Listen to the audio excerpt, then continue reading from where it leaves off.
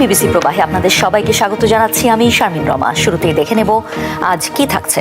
BBC প্রবাহে আজ দেখুন, নির্বাচনের আগে বাংলাদেশের কয়েকটি স্থানে বোমা বিস্ফোরণ, কিসের ইঙ্গিত? বাংলাদেশের কয়েকটি স্থানে সাম্প্রতিক বোমা বিস্ফোরণের ঘটনায় নির্বাচন ঘিরে নিরাপত্তা উদ্বেগ, কি জানা যাচ্ছে? এ প্রসঙ্গে কথা হবে মানবাধিকার কর্মী নূর খান লিটনের সঙ্গে। স্বাগত বিবিসি বাংলার টেলিভিশন অনুষ্ঠান বিবিসি প্রবাহে। আমি শারমিন রমা। আজ আরও থাকছে, বাংলাদেশে উল্লেখযোগ্য সংখ্যক নারী ভোটার থাকলেও নির্বাচনী জোটগুলো নারীদের প্রার্থিতা নিয়ে কতটা ভেবেছে,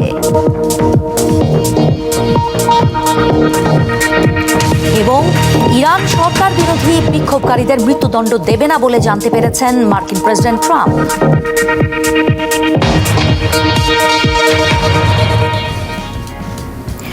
বাংলাদেশের জাতীয় নির্বাচনে যখন খুব বেশি সময় বাকি নেই, তখন দেশটির কয়েকটি স্থানে বোমা বিস্ফোরণ, বিশেষ করে কেরানীগঞ্জের একটি বাড়িতে ভয়াবহ বিস্ফোরণ এবং শরীয়তপুরে ককটেল বিস্ফোরণের আরেকটি ঘটনা বেশ আলোচনার জন্ম দিয়েছে।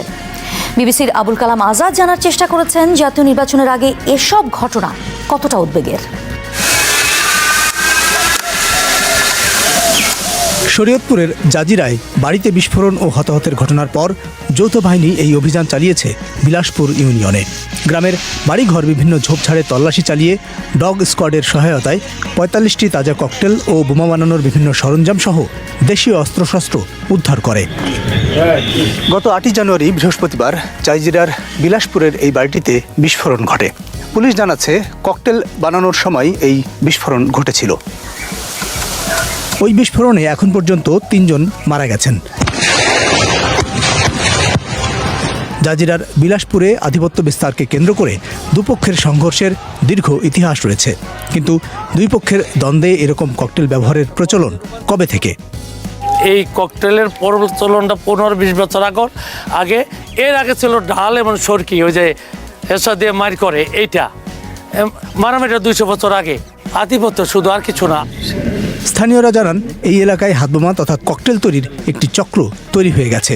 ককটেল বানানো এই এলাকায় অনেকটা স্বাভাবিক ঘটনা। নারী পুরুষ শিশুরাও এই তৎপরতায় জড়িয়ে পড়েছে বলে জানান স্থানীয়রা। অনেক করে বানায়, ঠিক আছে। এখন বলতে গেলে প্রত্যেকটা ঘরে ঘরে মানে প্রত্যেকটা লোকই বানাতে পারে। এখান থেকে নিয়ে যেতে পারে, তারা খনিজ বানাতে পারে। সরঞ্জাম সাথে থাকলে মানে ৫ মিনিট লাগে বানাতে। জাজিরায় তৈরি ককটেল বিভিন্ন এলাকায় ছড়িয়ে যেতে পারে এমন আশঙ্কা রয়েছে। সম্প্রতি এনসিপি কার্যালয়ের সামনে ককটেল সহ একজন আটক এই জাজিরা এলাকার বাসিন্দা ছিল বলে জানা যায়। নির্বাচনকে সামনে রেখে অস্থিরতা তৈরির জন্য এখানকার ককটেল তৈরি ও মজুদ হচ্ছে কিনা এমন আশঙ্কাও দেখা দিয়েছে। বোমা মারানোর যে ফ্রিকোয়েন্সি যদি দেখেন, এটা আসলে কোনো ইলেকশনকে টার্গেট করে তারা কাজগুলো করে না। আমি আবারও বলছি যে তাদের মূলত টার্গেট হচ্ছে যে গোষ্ঠীগত করার কারণে। এখন তাদের যেহেতু আমাদের অভিযান চলতেছে, দেখা যাচ্ছে যে তারা বিভিন্ন সময় তাদের মধ্যে অনেকে বিভিন্ন জায়গায় আত্মগোপন করে আর কি আছে। তো এটা হচ্ছে ওই এলাকার দুই গ্রুপের ভিতরে একটা কালচারই ডেভেলপ হয়ে গেছে, যে তারা ওই এলাকার যখনই তাদেরকে আমরা ধরার পরে তারপর দেখা যায় তারা জামিনে অনেক সময় বের হয়ে আসে, এবং বের হয়ে আসার পরেই দেখা যাচ্ছে যে দুই গ্রুপের ভিতর থেকে আবার তাদের আধিপত্যবাদটা চলে আসে। জেলা পুলিশের পক্ষ থেকে বলা হচ্ছে, এই পরিস্থিতির পরিবর্তন করতে কঠোর অবস্থান নিয়েছে আইনশৃঙ্খলা রক্ষাকারী বাহিনী। আইনশৃঙ্খলা পরিস্থিতি এরকম এতটা ভঙ্গুর যে এই সময় সব ধরনের অপরাধীরাই আসলে সুযোগ নিতে পারে, নিজেরা সংগঠিত হতে পারে, আধিপত্য বিস্তারের জন্য হতে পারে, জেহাদের জন্য হতে পারে, কোড অ্যান্ড কোড, তারপরে নানান ধরনের অপরাধ কর্মকাণ্ড পরিচালনার জন্য হতে পারে। বিশ্লেষক নূর খান লিটন বিশেষভাবে উৎকণ্ঠা প্রকাশ করেন ঢাকার কাছে দক্ষিণ কেরানীগঞ্জের মাদ্রাসার সাম্প্রতিক বিস্ফোরণ নিয়ে। গত ২৬শে ডিসেম্বর ওই বিস্ফোরণে মাদ্রাসা ভবনের 2টি কক্ষ ব্যাপক ক্ষতিগ্রস্ত হয়। ওদিনকে শুক্রবার আসলো দেখে আল্লাহ বাঁচাইছে, পোলাপান মরে ধরে নাই। ওদিনকে ছুটির দিন সরকারি, ওই যেই বেটা এইসব বানাইতো ওই বেটারই 3 জন পোলাপান। মাদ্রাসার আড়ালে এই বোমা তৈরির অভিযোগ ব্যাপক চাঞ্চল্য সৃষ্টি করেছে। এই ভবন আর ক্ষয়ক্ষতির চিত্রই বলে দিচ্ছে বিস্ফোরণ আসলে কতটা ভয়াবহ ছিল। উম্মুল কুরা ইন্টারন্যাশনাল নামে এই মাদ্রাসার ভিতরে যে বোমা তৈরি হতো, এটি এলাকাবাসীর কল্পনায়ও ছিল না। এখানকার পরিচালক এবং প্রধান আসামি শেখ আলামিন, তার বিরুদ্ধে অতীতেও একাধিক মামলা ছিল সন্ত্রাস বিরোধী আইনে। পুলিশ জানাচ্ছে, এই মামলাটি এখন তদন্ত করছে পুলিশের অ্যান্টি টেরোরিজম ইউনিট। বিস্ফোরণের পর মাদ্রাসা থেকে উদ্ধার করা হয়েছে বিভিন্ন রকম কেমিক্যাল। এর মধ্যে রয়েছে 200 লিটার তরল hydrogen peroxide, 60 litre nitric acid, এছাড়াও 10 কেজি গুঁড়ো পাউডার সহ তরল ও পাউডার জাতীয় দ্রব্য রয়েছে 18 ধরনের। এই মাদ্রাসার পরিচালক এবং প্রধান অভিযুক্ত শেখ আলামিরের সহযোগী হিসেবে পুলিশ যাদেরকে গ্রেপ্তার করেছে তাদের বিরুদ্ধে অতীতে ধর্মীয় উগ্রবাদে জড়িত থাকার অভিযোগে মামলা রয়েছে। আমরা আসলে তদন্ত যেহেতু চলছে, আমরা তদন্তের স্বার্থেই এটা বলতে চাচ্ছি না। তবে সন্ত্রাসীকার যেই জড়িত থাক বা না থাক, আমরা তাদেরকে আইনের আওতায় নিয়ে আসব। জিজ্ঞাসাবাদে কি কোনো তথ্য পাওয়া গেছে, কোনো কিছু শেয়ার করা সম্ভব? এটা এই মুহূর্তে আসলে যেহেতু তদন্ত একদম প্রাথমিক পর্যায়ে রয়েছে, সেই ক্ষেত্রে এই মুহূর্তেই আসলে কোনো মন্তব্য করাটা আমাদের জন্য উচিত হবে না। আমরা চাচ্ছি একটা থরো তদন্ত। উম্মুল কুরা মাদ্রাসায় বিস্ফোরণের ব্যাপকতা, সেখান থেকে জব্দ কেমিক্যাল আলামত এবং গ্রেফতার অভিযুক্তদের অতীত বিশ্লেষণ করে ধর্মীয় উগ্রপন্থার সঙ্গে সংশ্লিষ্টতার সন্দেহ তৈরি হয়েছে। এমনকি জড়িতদের সঙ্গে বিদেশি সংগঠনের যোগাযোগ থাকতে পারে এমন আশঙ্কাও করা হচ্ছে। হলি আর্টিজান থেকে শুরু করে অনেক ঘটনা দেখেছি। এগুলো শুধুমাত্র যে দেশের ভিতরে এদের যোগাযোগ সেটা মনে করার কোনো কারণ নাই। এরা দেশ পেরিয়ে আশেপাশের অনেক দেশের সাথে এদের একটা যোগাযোগ আছে এবং এরা মনে করছে যে এরা জিহাদি কার্যক্রমেই অংশ নিচ্ছে এবং সেই ক্ষেত্রে এদের সাথে ভারত বলেন, পাকিস্তান বলেন, আফগানিস্তান বলেন বা ইরাক বলেন বা মধ্যপ্রাচ্যের অন্যান্য দেশগুলি বলেন, এদের সাথে একটা যোগাযোগের যোগসূত্রতা থাকতেই পারে। আইএসআই বা আল কায়দার যে ভগ্নাংশ এখনও এক্সিস্ট করছে, এদের কারো না কারোর সাথে এদের একটা সংশ্লিষ্টতা, প্রত্যক্ষ বা পরোক্ষ যোগাযোগ থাকার সম্ভাবনাই বেশি। বাংলাদেশে 5ই আগস্ট গণঅভ্যুত্থানের পর জেল থেকে পালিয়ে গেছেন জঙ্গি মামলায় জড়িতদের অনেকেই, জামিনও পেয়েছেন কেউ কেউ। সরকারের গোয়েন্দা তথ্য অনুযায়ী কট্টর জিহাদি মতাদর্শে অভিযুক্ত 60-70 জনের মতো এখন সম্পূর্ণ ধরাছোঁয়ার বাইরে চলে গেছে। এটি নিয়েও রয়েছে উদ্বেগ। Abul Kalam Azad, BBC News Bangla. BBC প্রবাহে আছেন মানবাধিকার কর্মী বিশ্লেষক নূর খান লিটন। আপনাকে অনেক ধন্যবাদ বিবিসি প্রবাহে যোগ দেওয়ার জন্য। আমরা প্রতিবেদন দেখছিলাম, আপনি সেখানে কেরানীগঞ্জে মাদ্রাসা বিস্ফোরণের ঘটনাটায় উদ্বেগ প্রকাশ করছিলেন, যে ঘটনাতে আটকদের বিরুদ্ধে অতীতেও উগ্রবাদের মামলা রয়েছে। তো আমরা দেখেছি যে 5ই আগস্টের পরে জেল থেকে জঙ্গিবাদের যারা আসামি ছিল তারা পালিয়ে গেছে। এই যে জিহাদি মতাদর্শে বিশ্বাসী, তারা ধরাছোঁয়ার বাইরে। পরিস্থিতি তাহলে সরকারের নিয়ন্ত্রণে কতটা আছে বলে আপনার মনে হয়? দেখেন, খুব সাম্প্রতিককালের ঘটনা দক্ষিণ কেরানীগঞ্জ হাসনাবাদের যে মাদ্রাসার ঘটনা, সবচেয়ে আমার কাছে যেটা আমি খুব উদ্বিগ্ন সেটা হচ্ছে যে মাদ্রাসার বিস্ফোরণের পরে অবিস্ফোরিত যে কেমিক্যালগুলো পাওয়া গেছে সেটা কিন্তু হিউজ। মানে এরকম একটি মাদ্রাসায় এত পরিমাণ কেমিক্যাল স্টক করা, এইটা মানে এটাকে সহজভাবে দেখার কোনো সুযোগ নাই। দ্বিতীয়ত, এই ঘটনার সাথে সংশ্লিষ্ট প্রধান যাকে সন্দেহ করা হচ্ছে, সন্দেহভাজন প্রধান, তাকে কিন্তু এর আগেও উগ্র ধর্মীয় গোষ্ঠীর সংশ্লিষ্টতার কারণে, উগ্রতার কারণে এর আগেও তার বিরুদ্ধে মামলা হয়েছে, তাকে আটক করা হয়েছিল, কিন্তু দেখা যাচ্ছে যে ছাড়া পেয়ে গেছেন। এবং একটা জিনিস দেখেন, এই গোষ্ঠীটা যে মানে এখানে কিন্তু 1-2 ব্যক্তি না, একটা গ্রুপ। এই গ্রুপটাকে শনাক্ত করতে যে যতটুকু তথ্য উপাত্ত এজাহারে যেটুকু আমরা দেখলাম এবং পত্রপত্রিকায়, সেখানে কিন্তু এটা একটা চক্র, যে চক্রটা ধর্মীয় উগ্রবাদী মানে পরিচয়ে পরিচিত। এখন গত 1-1.5 বছর এরা যে সময়কালটা পেয়েছে, এই সময় কিন্তু এরা সংগঠিত হয়েছে, কারণ এদের একটা বড় অংশ কিন্তু জামিনে অথবা কারাগার থেকে বেরিয়ে এসছে জেল ভেঙে। এবং এদের সম্পর্কে বিস্তারিত তথ্য, তাদের অবস্থান সম্পর্কে কিন্তু বিস্তারিত তথ্য জানা যাচ্ছে না। ফলে আমরা বিগত দিনেও যেরকম দেখেছি যে একটা সময়কাল তারা সংগঠিত হওয়ার জন্য কাজে লাগায়, পরবর্তীতে তারা আক্রমণ করে এবং দেশব্যাপী তারা ছড়িয়ে ছিটিয়ে যায়। এইখানে যে পরিমাণ কেমিক্যাল, বিস্ফোরক জাতীয় দ্রব্য উদ্ধার করা হয়েছে ওখান থেকে, তাতে এটা মনে করা যেতে পারে যে এখান থেকে হয়তো সরবরাহ লাইন ছিল, যেটা এখান থেকে হয়তো বিস্ফোরক তৈরি হয়ে বা আধা প্রস্তুত অবস্থায় অন্যত্র পাঠানো হতো। তার মানে একটা আলামত দেখা যাচ্ছে।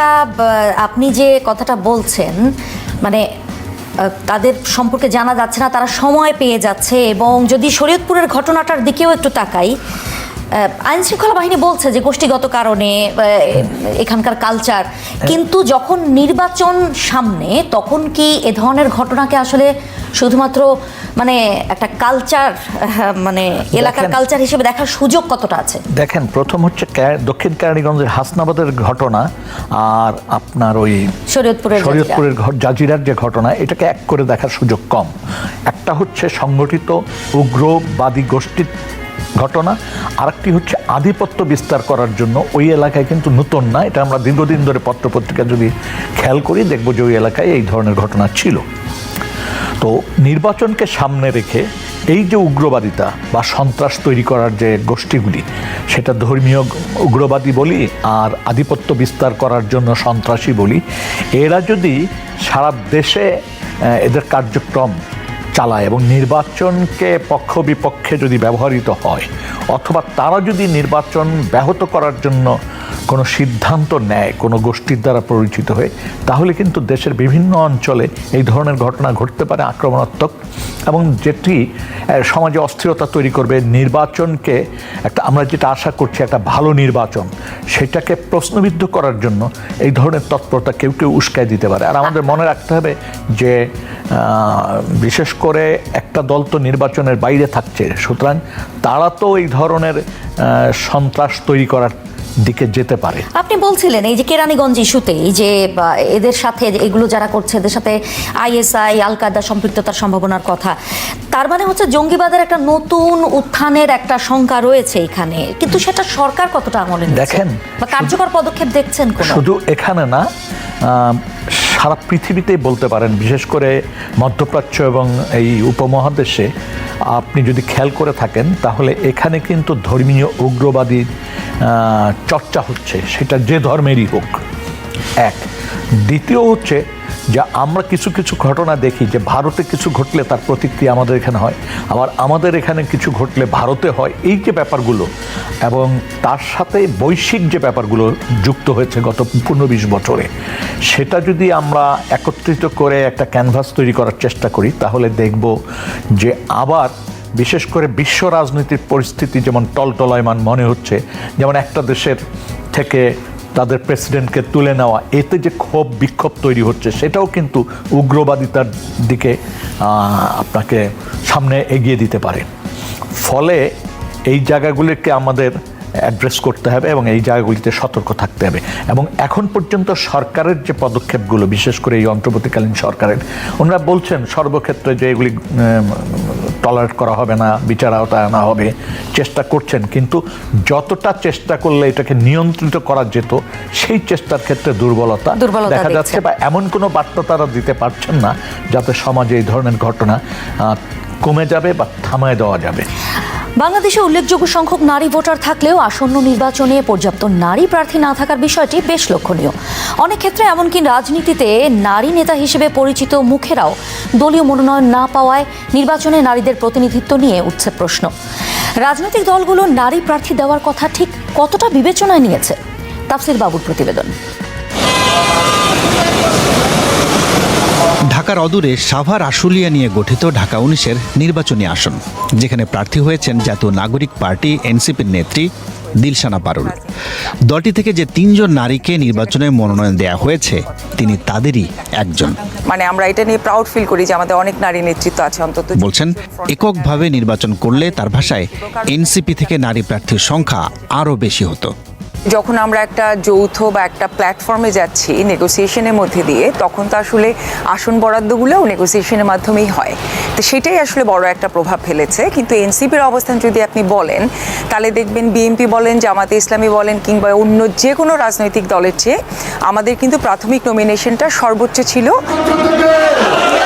এনসিপি শেষ পর্যন্ত 44টি আসনে প্রার্থী মনোনয়ন দিয়েছে, যেখানে দলটির নারী প্রার্থীর হার প্রায় 7%। তবে দলটি আবার যে রাজনৈতিক জোটে গেছে, সেখানে জোটের অন্য দলগুলোতে নারী প্রার্থী নেই বললেই চলে, যার সবচেয়ে বড় উদাহরণ জামায়াত। জামায়াতে ইসলামের পক্ষ থেকে যে 276টি আসনে প্রার্থী মনোনয়ন দেওয়া হয়েছে, তার মধ্যে একজনও নারী নেই। এমনকি জোটের পক্ষ থেকে যেসব আসন জামাতকে দেওয়া হয়েছে, সেখানেও কোনো নারী প্রার্থী নেই। যদিও দলটি বলছে তাদের ভাষায় নারী স্বাধীনতা এবং নারীদের অর্থনৈতিক মুক্তির কথা। এমনকি দলটির নারী কর্মীরা গ্রামেগঞ্জে দলটির পক্ষে কার্যক্রম পরিচালনা করছেন। তাহলে জামায়াত থেকে একজনও নারী প্রার্থী না থাকার কারণ কি?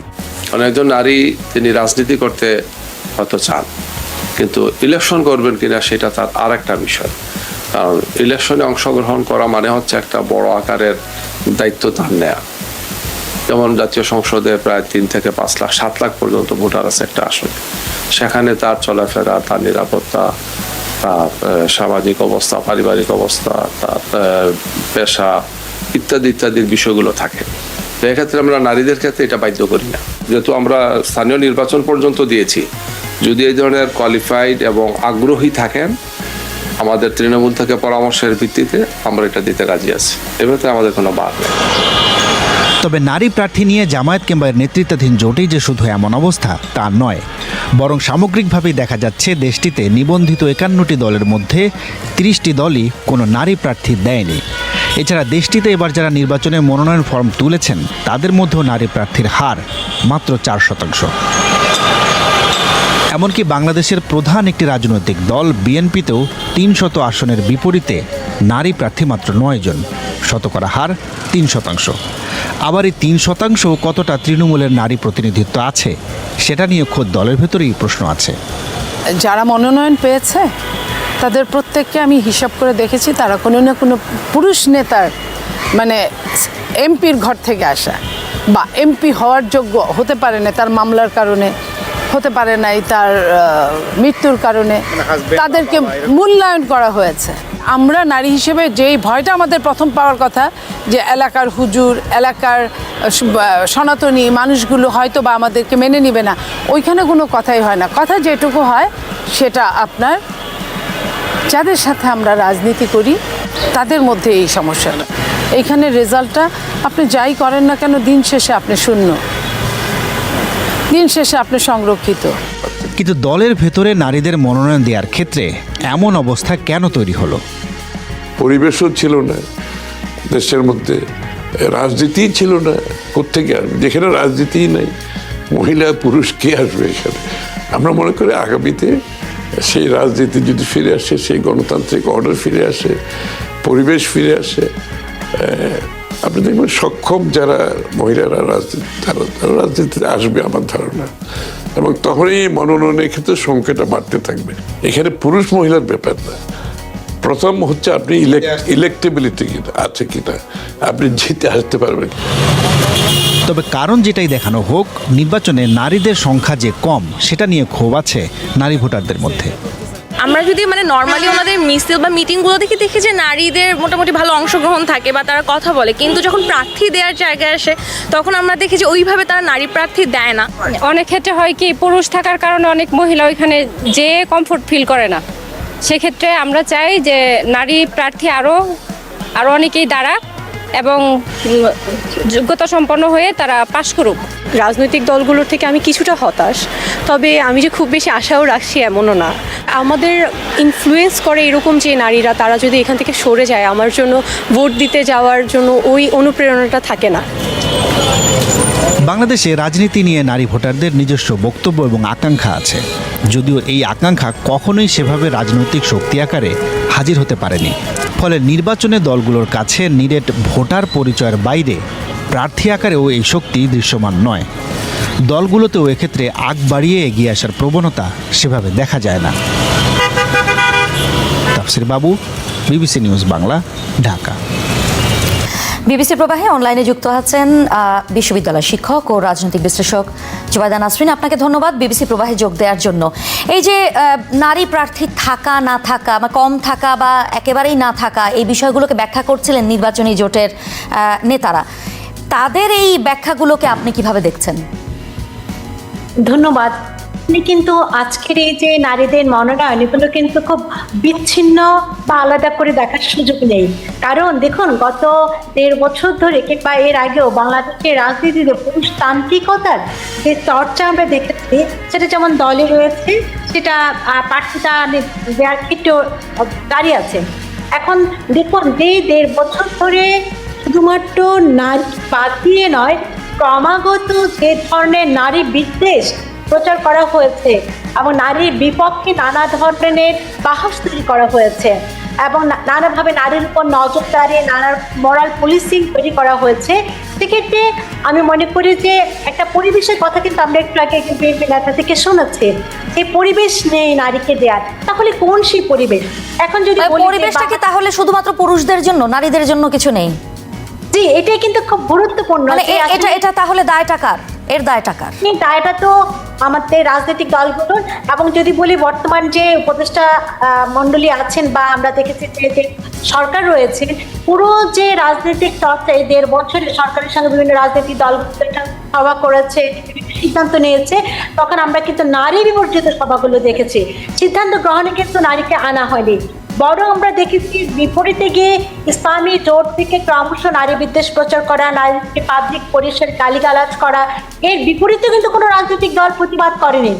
এবং আমি স্পষ্ট করে জানাতে চাই, আমাদের মনে রাখতে হবে, হেফাজতে ইসলাম যদিও রাজনৈতিক দল না, কিন্তু তারা রাজনৈতিক মাঠে তাদের জানান দিয়েছিল 2010 সালে নারী নীতির বিরোধিতা করে। সুতরাং যে রাজনৈতিক দলগুলো, জামাত ইসলামের কিন্তু ইতিহাসে কখনো নারী আপনার নমিনেশন দেওয়ার কোনো ইতিহাস নেই। সুতরাং এখন আপাতত মাঠের রাজনীতিতে দেখুন যে বিএনপি এবং জামাতভুক্ত দলগুলোর মধ্যে প্রতিযোগিতা হবে বলে মনে করা হচ্ছে। তো সেখানে যেহেতু একটা জোটেরই কোনো আপনার নারী প্রার্থী নেই, সেখানে নারীর জন্য ভোট দেওয়ার ক্ষেত্রে সিস্টেমেটিক্যালি একটা কৌশলগতভাবে নারীকে এই ভোটদানে বিরত রাখার ক্ষেত্রে একটা প্রচারণা কিন্তু। জুবাইদা নাসরিন, আরেকটা বিতর্ক আছে যে বাংলাদেশের রাজনীতিতে পেশি শক্তির ব্যবহারের যে সংস্কৃতি, সেটার কারণে নারীরা পিছিয়ে পড়েন। তো এটা কি কেবল সংস্কৃতির সমস্যা? দেখুন, পেশি শক্তির ব্যবহার যে বিষয়টা, আমাকে শুনতে পাচ্ছেন? হ্যাঁ, শুনতে পাচ্ছি, বলুন। জি, পেশি শক্তির ব্যবহার কিন্তু যে বলা হচ্ছে বাংলাদেশের রাজনীতির পেশি শক্তি, নমিনেশন, বাণিজ্য, এসবগুলোই কিন্তু প্রচলিত বিষয়। এখন দেখুন যে পেশি শক্তি যে নারীকে দুর্বল ভাবে, একটু আগে আমরা কিন্তু দেখেছি যে একজন জামাত নেতা বলছেন যে সারা দিন রাতের বিষয়, তারা এটা করতে পারবে কি না, তারা সামর্থ্য প্রমাণ করতে হবে। এর মানে হলো একটি রাজনৈতিক দল নারীকে অসামর্থ্যভাবে দেখছে, কিন্তু যে নারী সামর্থ্যবান না, তিনি একটি সিদ্ধান্ত গ্রহণ করার ক্ষেত্রে কিংবা জনগণকে সেবা দেওয়ার ক্ষেত্রে কিন্তু 24 ঘন্টা সার্ভিসের মতো জায়গায় যেতে। এখন এটি একটা দৃষ্টিভঙ্গিগত বিষয়। এবং পেশি শক্তি কিন্তু যেখানে আপনার সহিংসতা রয়েছে, যেখানে আপনার এক ধরনের মাসেল জায়গা আছে, সেখানে নারীকে মনে করা হচ্ছে অযোগ্য মনে করা হচ্ছে বলে আপনি মনে করছেন। অনেক ধন্যবাদ জুবাইদা নাসরিন আপনাকে বিবিসি প্রবাহে কথা বলার জন্য। যুক্তরাষ্ট্রের প্রেসিডেন্ট ডোনাল্ড ট্রাম্প বলেছেন ইরানে বিক্ষোভকারীদের মৃত্যুদণ্ড কার্যকরের কোনো পরিকল্পনা নেই বলে তার প্রশাসনকে জানিয়েছে তেহরান। ইরানে গণবিক্ষোভকে ঘিরে বৃহস্পতিবার নতুন করে আর কোনো প্রাণহানির খবর পাওয়া যায়নি, যদিও আন্দোলন দমনে ধরপাকড় অব্যাহত রেখেছে দেশটির সরকার। তবে আটক হওয়া বিক্ষোভকারীদের মৃত্যুদণ্ড কার্যকরের যে পরিকল্পনার কথা তেহরান জানিয়েছিল, সেখান থেকে তারা সরে এসেছে বলে জানতে পেরেছেন মার্কিন প্রেসিডেন্ট ডোনাল্ড ট্রাম্প। অপরপক্ষের খুব বিশ্বস্ত সূত্র আমাদেরকে জানিয়েছে যে হত্যাকাণ্ড বন্ধ হয়েছে এবং যে মৃত্যুদণ্ডগুলো আজ কার্যকর হওয়ার কথা ছিল সেগুলো কার্যকর হয়নি। আশা করি খবরটি সত্য। নরওয়ে ভিত্তিক কুর্দি মানবাধিকার সংস্থা হিনগাওয়ার পক্ষ থেকে জানানো হয়েছে যে বুধবার এরফান সুলতানি নামের যে বিক্ষোভকারীর মৃত্যুদণ্ড কার্যকরের কথা ছিল সেটি স্থগিত করা হয়েছে। আটক হওয়া অন্য বিক্ষোভকারীদের ক্ষেত্রেও মৃত্যুদণ্ড কার্যকর করার পরিকল্পনা আপাতত নেই বলে জানিয়েছেন ইরানের পররাষ্ট্রমন্ত্রী আব্বাস আরাকচি। এরপরও যুক্তরাষ্ট্র ইরানে হামলা চালালে সেটির ফল ভালো হবে না বলে সতর্ক করেছেন তিনি।